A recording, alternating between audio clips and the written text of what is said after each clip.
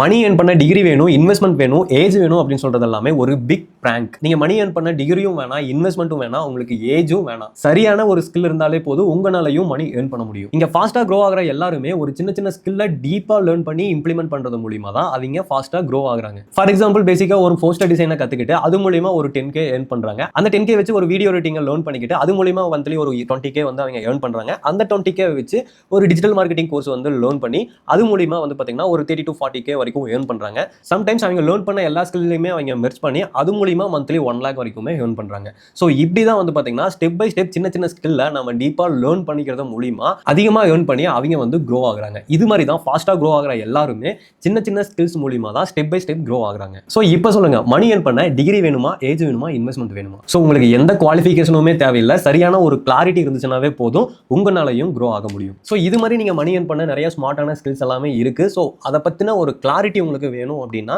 நீங்க கிளாரிட்டின்னு நீங்க கமெண்ட் பண்ணுங்க. நான் பர்சனலா உங்களுக்கு கைடன்ஸ் கொடுக்குறேன்.